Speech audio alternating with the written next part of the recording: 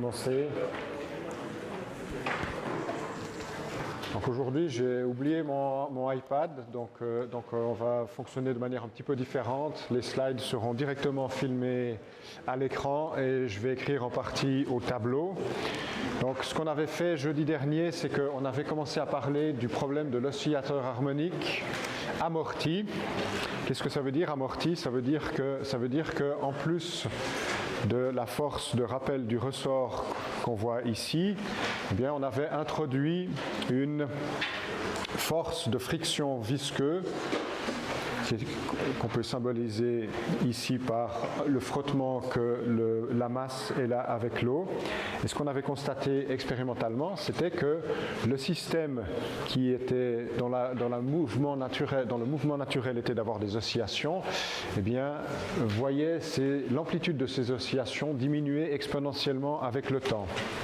Et donc, l'équation que nous avions résolue, je vous rappelle l'équation de la dynamique, l'équation de Newton, c'était quelque chose qui allait de la forme x point moins 2 gamma fois x point, non, plus de gamma fois x point, plus un oméga 0 carré fois x, ça c'était égal à 0. On avait ici un terme qui était lié à la force de friction, et ce terme-là, il était lié à la force de rappel du ressort. Je vous rappelle, donc la force de friction, elle avait la forme F est égal à moins un facteur B qui dépend de la viscosité du fluide, de la forme du point matériel qui est soumis à la friction, et c'était proportionnel à la vitesse et la force de rappel du ressort, avec la définition qu'on avait utilisée pour l'origine de notre repère. Elle allait comme moins k fois x. Et donc dans cette équation, on avait simplement que gamma est égal à B sur 2m, et on avait que la fréquence, la pulsation naturelle de notre ressort, elle allait comme la racine de k sur m.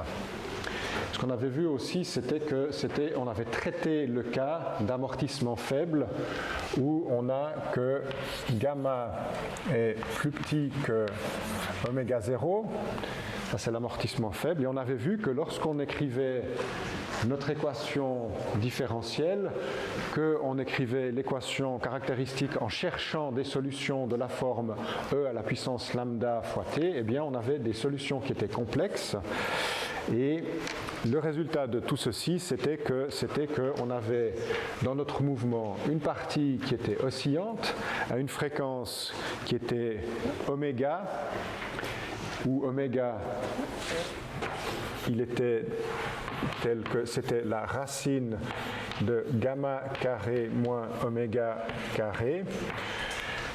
Et on avait une décroissance exponentielle de la forme E à la puissance moins gamma fois t. Je vous avais illustré ceci pour plusieurs cas, c'est ceux qui apparaissent maintenant au petit tableau. On avait regardé ce qui se passait en fonction du rapport qu'il y a entre le gamma et le oméga 0, et on voyait que si on avait peu de friction, eh bien le temps de décroissance de l'amplitude était extrêmement lent, donc c'était la courbe en bleu. Alors que si on augmentait petit à petit le facteur ou le coefficient de friction du fluide, on voyait deux choses. Premièrement, que la courbe se mettait à décroître plus vite, c'est la courbe qui est en rouge. Et je vais peut-être la remettre au tableau principal aussi. Et on voyait également que la fréquence... Non. La fréquence de notre oscillateur harmonique, elle avait tendance à diminuer. Pourquoi? Parce que cette fréquence, c'est ce que j'avais appelé oméga, c'est la racine de gamma carré moins oméga carré en valeur absolue, et forcément que si on augmente le gamma, eh bien le oméga diminue. Et c'est exactement ce qu'on observait. Vous voyez que la décroissance exponentielle ici, elle se fait avec un temps caractéristique qui va comme 1 sur le facteur gamma. Et on avait aussi étudié un cas où le gamma se rapproche de plus en plus du oméga 0, mais est toujours plus petit que l'oméga 0, et on voit que les oscillations, elles perdent de plus en plus leur amplitude. Ici, on voit qu'on n'en a plus qu'une, pour gamma sur oméga 0 est égal à 0,95, et on arrivait au cas où on allait tout doucement passer à gamma sur oméga 0 est soit égal exactement à 1, soit plus grand que 1. Qui sont les deux cas qu'on va traiter pendant cette heure. Et donc, c'est à cet endroit que je recommence. Voilà.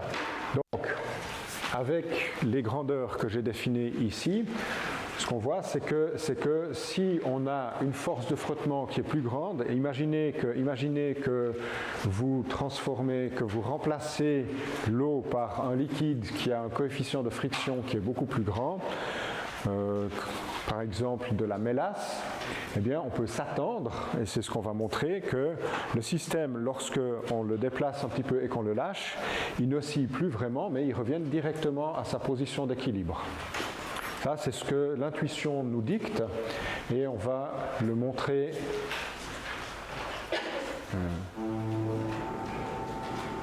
avec des mathématiques. Donc ce que je vais faire, c'est étudier le cas où notre facteur d'amortissement gamma est plus grand que la pulsation naturelle de l'oscillateur harmonique. Et si vous vous rappelez bien, ce qui se passe dans ce cas-là, c'est que les deux racines de l'équation caractéristique, eh bien à ce moment-là, comme le gamma est plus grand que le oméga 0, le terme qui est sous la racine, il devient réel, et donc les deux racines de notre équation sont maintenant réelles. Donc pour ceux qui n'aiment pas les nombres complexes, ici, ben on va trouver quelque chose dans lequel on n'aura plus du tout de nombres complexes. Et donc ce sera peut-être un petit peu plus simple pour ceux qui ont peur des nombres complexes. Donc on a deux solutions pour notre équation caractéristique que j'appelle lambda 1 et lambda 2. Et puis maintenant, de la même manière qu'avec l'oscillateur harmonique en amortissement faible, eh bien la solution de mon problème, ce sera une combinaison des solutions qui correspondent au lambda 1 et au lambda 2. Et donc, ce que je fais, c'est que je me dis, je vais prendre une combinaison linéaire, donc je vais prendre un certain nombre de fois ma première solution, plus un certain nombre de fois ma seconde solution. Et si je remplace tout ceci dans l'équation différentielle que vous voyez encore tout juste là, eh bien on va vérifier, on peut vérifier que cette solution satisfait bien notre équation différentielle.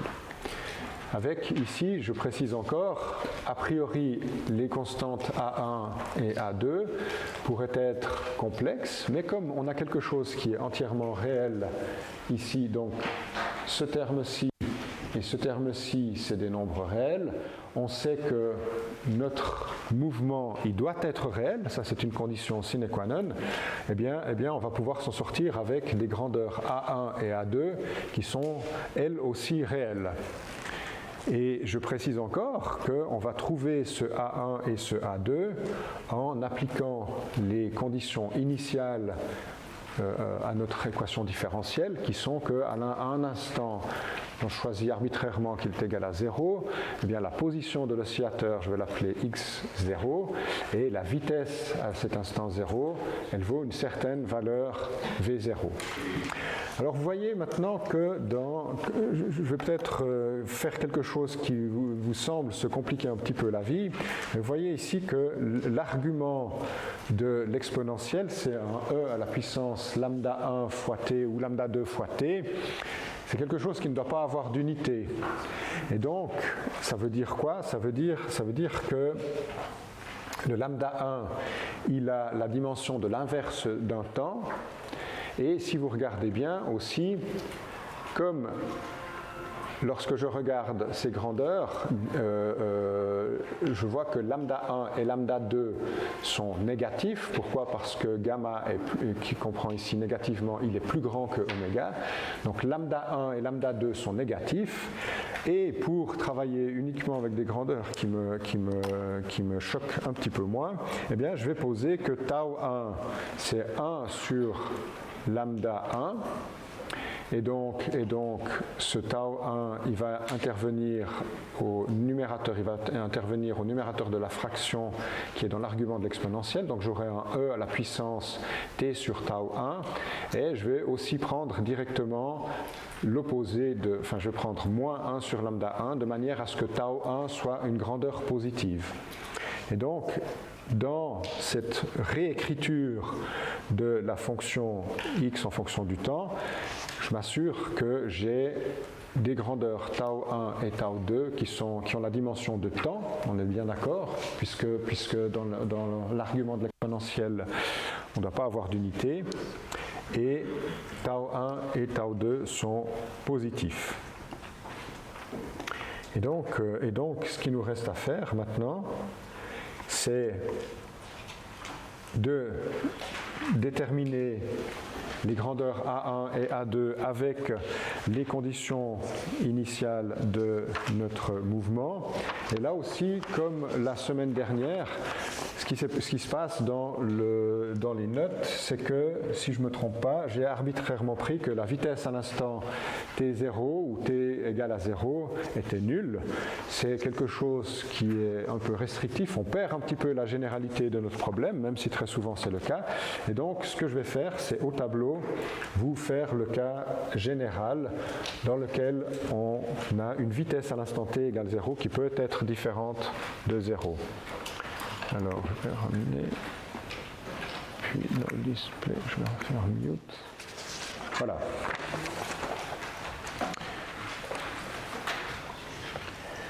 Donc, ce qu'on avait vu,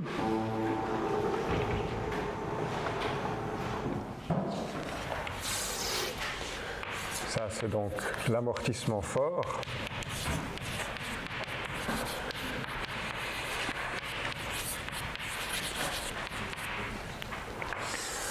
On a vu que notre solution est la forme x en fonction de t est égale à une certaine grandeur fois e à la puissance moins t sur un tau 1 plus une seconde grandeur fois e à la puissance moins t sur tau 2. Et ce que je veux appliquer maintenant, c'est que x à l'instant t égale à l'instant 0 vaut x0 et v à l'instant t0 ou 0 vaut une certaine vitesse v0. Donc je vais déjà, à partir de cette formule, trouver la vitesse. Donc vous voyez que j'ai qu'à dériver par rapport au temps pour trouver que la vitesse, ça va me donner alors premier terme, vous voyez que j'aurai un moins 1 sur tau 1 qui va arriver. Donc j'aurai un moins A1 sur tau fois E à la puissance moins T sur tau 1. Même chose pour le second terme. Moins A2 fois moins A2 sur tau 2 fois E à la puissance moins T sur tau 2. Et ce qu'on va vouloir appliquer, c'est x à l'instant 0 est égal à x0. Donc j'ai qu'à remplacer dans cette équation le temps par 0, et je vais trouver que voyez que j'aurai ici, ce terme va devenir 1, ce terme va devenir 1, j'aurai donc que x0 est égal à A1 plus A2. Si maintenant je regarde ce qui se passe à l'instant t égale 0 pour la vitesse, eh bien j'aurai que V0 c'est égal à moins A1 sur tau 1 moins A2 sur tau 2. Et donc, à partir de ces deux équations, j'ai deux équations à deux inconnus, je peux trouver le A1 et le A2. Comment est-ce que je fais ça? Eh bien, je peux par exemple prendre cette équation et la multiplier par tau 2. Donc, si je multiplie cette équation, que je la multiplie par tau 2, je vais trouver moins A1 fois tau 2 sur tau 1, moins A2 est égal à V0 fois tau 2.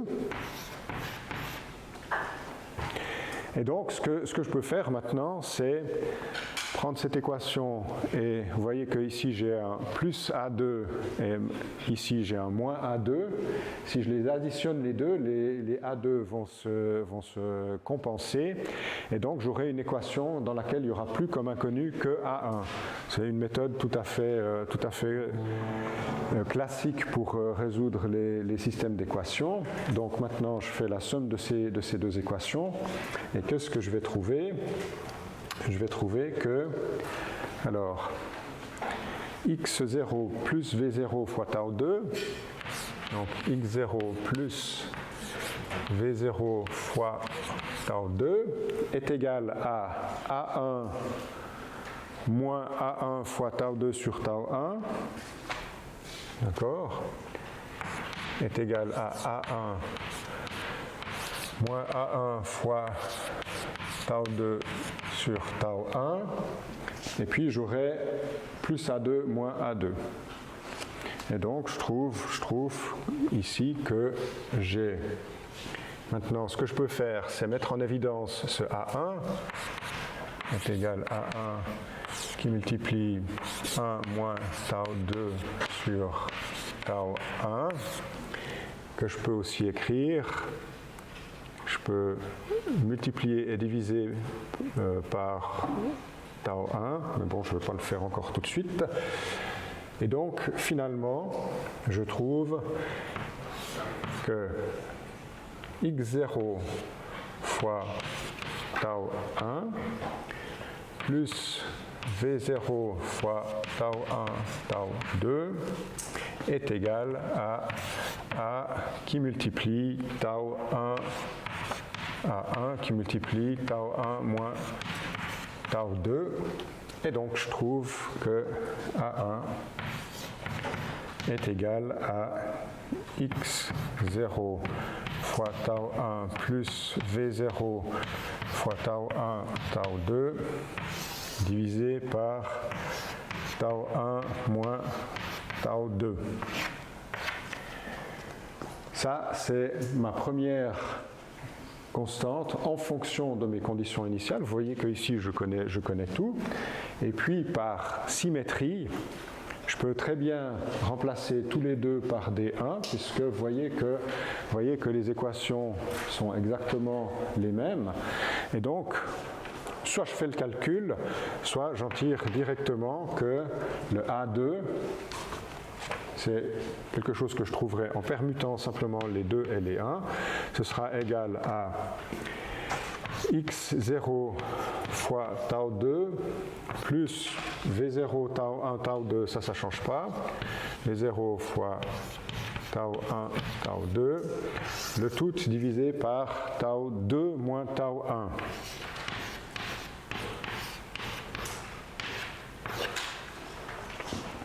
Et là, j'ai exprimé mes grandeurs en fonction des conditions initiales. Je suis au bout de mes efforts parce que j'ai donc mes conditions initiales. Alors, C'est ce que j'ai fait ici. Et vous voyez que ce que j'ai fait dans les notes de cours, je l'avais fait pour une vitesse initiale qui était égale à 0. Et on voit bien que si je reprends le cas où je prends V0 qui est égal à 0, j'aurai ce terme-là qui va s'annuler, ce terme-là qui va s'annuler, et si je ne me suis pas trompé, on va retrouver ce qu'on a dans la parenthèse. Je vous laisse vérifier, j'espère que c'est correct. La chose qu'il faut retenir de ce que je viens de vous dire, ce n'est pas tellement la manière de dériver, de trouver les constantes qui rentrent dans notre solution, c'est le fait qu'on a maintenant une fonction qui n'a plus de caractère oscillatoire. Pourquoi? Parce que vous voyez qu'on a une grandeur constante ici, on a une grandeur constante ici, et cette fonction, c'est deux fonctions qui décroissent exponentiellement dans le temps. Donc on n'a plus de caractère oscillatoire, conformément à ce qu'on se serait attendu, à ce qu'on aurait vu si on avait remplacé l'eau par de la mélasse, par exemple. Et donc vous voyez que comme on a aussi deux grandeurs tau 1 et tau 2, eh bien, on va dire qu'on a un mouvement qui est décrit par une exponentielle avec deux constantes de temps qui sont différentes. Ces constantes de temps, c'est tau 1 et tau 2. Ça, c'est ce qu'on appelle l'amortissement fort, c'est celui pour lequel le gamma il est plus grand que le oméga 0. Et maintenant, on a encore un dernier cas à traiter, c'est celui qui est naturellement entre les deux. Donc, on a traité le cas gamma plus petit que oméga 0, gamma plus grand que oméga 0. Et maintenant, on doit traiter le dernier cas, celui où gamma est exactement égal à oméga 0. Donc c'est ce que je fais ici, et ce qu'on voit, c'est que notre équation du second degré, donc qui nous donne l'équation caractéristique qui nous permet de trouver les valeurs de lambda, eh bien, on se trouve dans une situation où le terme sous la racine, il est égal à 0, et donc il va s'annuler. Et finalement, on a l'impression qu'on obtient quelque chose qui est beaucoup plus simple parce que nos deux solutions lambda 1 et lambda 2, elles sont confondues. Chacune des deux vaut moins oméga 0. Et donc on est très content. Mais malheureusement, vous voyez que si j'écrivais la solution maintenant, je devrais l'écrire comme x de t est égal à e à la puissance moins gamma fois t. Multiplié encore par une certaine amplitude, que je pourrais appeler a par exemple, mais vous voyez que j'aurai un seul paramètre sur lequel je peux jouer pour satisfaire mes conditions initiales. Donc si j'écris la solution pour l'amortissement critique, je vais avoir quelque chose comme x de t qui sera égal à une constante que j'appelle a fois e à la puissance moins gamma t. Et puis l'autre solution, comme elle va aussi comme c'est un moins oméga 0 là, comme l'autre solution elle va de la même manière, eh bien si j'avais ici un plus A2 fois E à la puissance moins oméga 0t, vous voyez que je pourrais regrouper les deux constantes dans une seule. Mais malheureusement, j'ai deux conditions initiales à satisfaire. J'ai une condition initiale pour la position et une pour la vitesse, et j'ai qu'un seul paramètre. Ça me renseigne sur le fait que je dois encore trouver une autre solution de l'équation. Et puis, cette solution, je ne vais pas vous dire ici comment la trouver, mais je vais vous la donner directement. Et cette solution, vous pouvez le vérifier. Si vous prenez que x de t est égal à une constante b multipliée par le temps, multipliée par e à la puissance moins oméga 0t, alors l'équation différentielle, elle est satisfaite. Comment est-ce que je fais pour vérifier ça? Je vous laisserai le faire chez vous, mais si je ne me trompe pas, c'est aussi fait à la fin des notes. Je le trouve.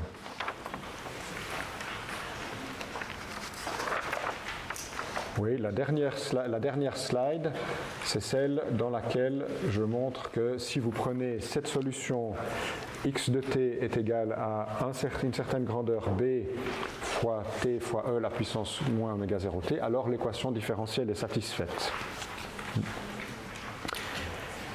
Et donc, comme on a deux solutions qui ne sont pas proportionnelles l'une à l'autre, et donc on peut dire qu'elles sont linéairement indépendantes, deux solutions que je peux additionner avec des facteurs de proportionnalité A et B, eh bien, je vais pouvoir satisfaire les conditions initiales de mon système. Et là aussi, dernière chose, je vais aussi le faire au tableau, parce que dans les notes que je modifierai l'année prochaine, si je ne me trompe pas, j'ai aussi pris le cas où V0 est égal à 0, ce qui malheureusement nous fait perdre un petit peu en généralité. Et donc,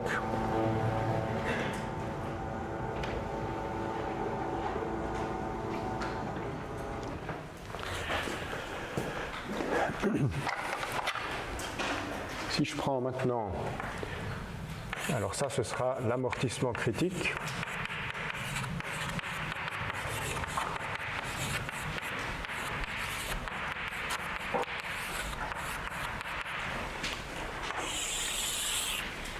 Donc c'est le cas gamma est égal à oméga 0.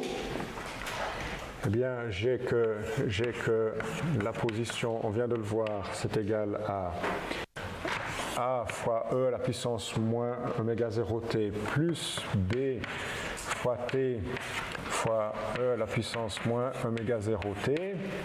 J'ai que la vitesse en fonction du temps, c'est la dérivée de la position en fonction du temps, c'est égal, alors maintenant je dérive tout ça, j'aurai un moins oméga 0 fois A plus B fois T fois E à la puissance moins oméga 0t, plus E moins oméga 0t fois la dérivée de la parenthèse qui est simplement B.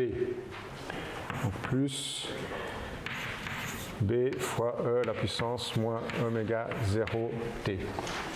Et donc maintenant, j'applique les conditions initiales. Donc quand j'écris CI, ça veut dire condition initiale. Eh bien, x à l'instant 0 est égal à x0. Je remplace là-dedans, j'aurai donc x, j'aurai A. Vous voyez que si je remplace t par 0, j'aurai 0 ici. Ça va donner 1. Donc il va juste me rester un A. Et si maintenant je regarde la vitesse à l'instant t égale 0, ça va me donner moins oméga 0 fois A, d'accord, égale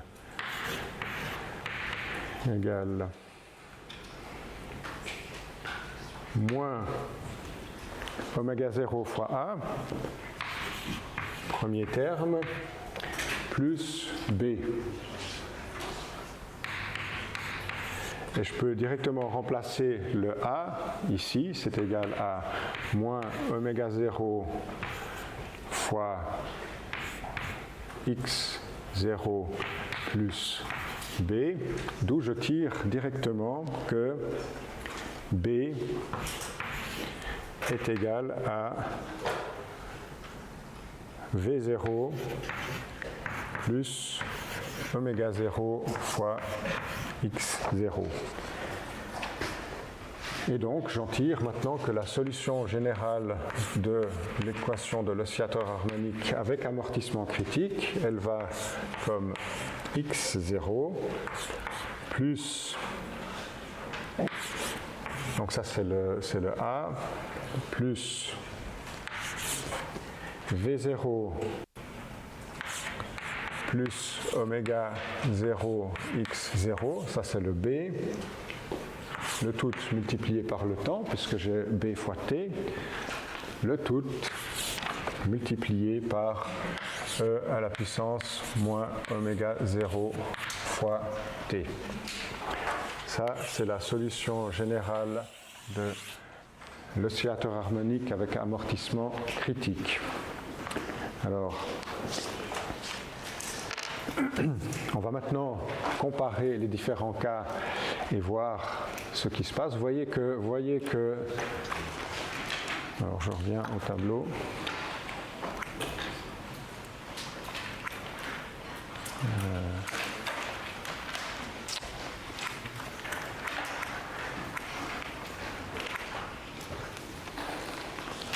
Si je reviens au cas et que je pose V0 est égal à 0, je vais bien trouver x de t égale à x0 plus oméga 0 x0 fois t fois e à la puissance moins oméga 0 t. Donc, ce qui est dans les notes, c'est un cas particulier de ce que je viens de vous montrer maintenant.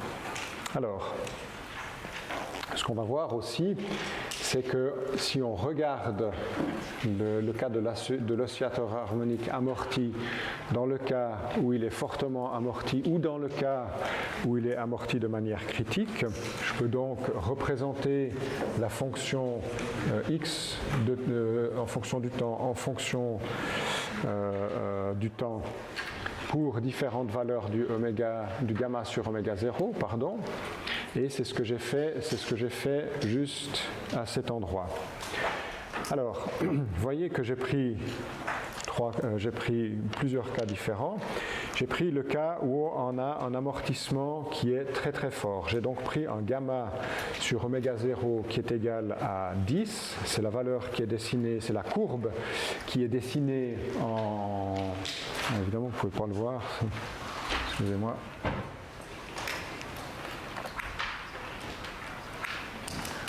Voilà. C'est la courbe qui est dessinée en mauve ou violet, je ne sais pas.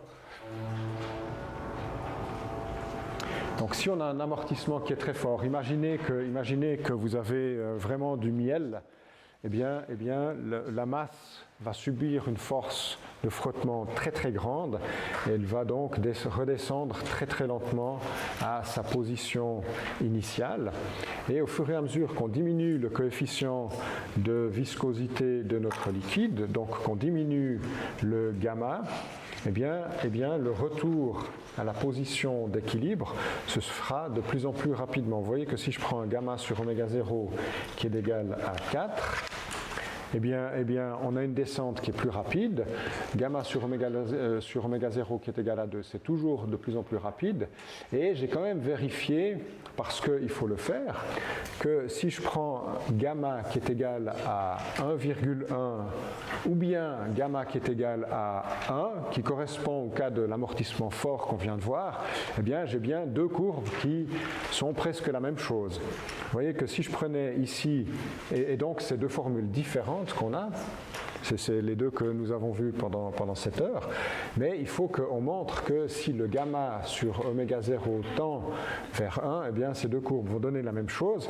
C'est ce qu'on constate en comparant la courbe bleue qui correspond à un amortissement fort avec un rapport gamma sur oméga 0 qui vaut 1,1. Vous voyez que si je la compare avec le cas de l'amortissement critique qui est dessiné en trétillé, pour lequel j'ai donc appliqué une formule différente, bien vous voyez que les deux courbes, elles tendent à peu près vers la même chose. Ce qu'on voit aussi, c'est que le cas de l'amortissement critique, c'est celui où le retour vers la position d'équilibre est le plus rapide. Alors, on peut encore commenter un tout petit peu cette figure en donnant un exemple qui est bien connu, c'est celui des amortisseurs d'une voiture. Une voiture, c'est un système qu'on peut exactement décrire par c'est exactement la même chose. La suspension d'une voiture, elle est formée d'un ressort et on a aussi un amortisseur. L'amortisseur, c'est simplement un système qui rajoute une friction à notre système et qui empêche justement le ressort, la suspension, d'osciller en permanence. Alors, le cas qu'on va utiliser pour celui d'un amortisseur, c'est effectivement un cas où on va choisir notre modèle d'amortisseur de telle sorte qu'on a un système qui n'est pas oscillant, donc on veut un système qui est, dans le pire des cas, en amortissement fort. Et vous voyez que en fonction de l'amortisseur qu'on choisit, eh bien, on aura lorsque la voiture passe sur un caillou par exemple, eh bien, la voiture va se déplacer, la suspension va se comprimer et la suspension va retrouver sa position avec une certaine échelle de temps. Si notre amortisseur il est trop visqueux, eh bien, on sera dans un cas où on a un amortissement qui est trop fort. Ça veut dire que lorsqu'on passe sur une bosse, par exemple, notre voiture va s'aplatir et puis elle va très lentement retrouver sa position. C'est pas du tout ce qu'on veut pour un amortisseur. Si nos amortisseurs sont raides, si on a trop roulé, eh bien on va passer dans un cas où le gamma sur oméga deviendra plus petit que 1 et on n'aura plus le cas d'un régime d'amortissement fort ou critique, mais on aura un régime d'amortissement faible. Et dans ce cas-là, lorsque la voiture va passer sur une bosse ou un caillou, eh bien elle va se mettre à osciller, ce qui n'est pas bien non plus. Et donc le meilleur choix qu'on peut faire pour un amortisseur, pour un système d'amortisseur, c'est celui dans lequel on est exactement en régime d'amortissement critique. Donc ça, c'est en général la manière dont les amortisseurs sont spécifiés. Mais maintenant, vous voyez que si je regarde, et ça c'est un tout petit commentaire que j'aimerais faire à ce sujet, si vous voyez le régime d'amortissement critique, c'est donc celui pour lequel on avait que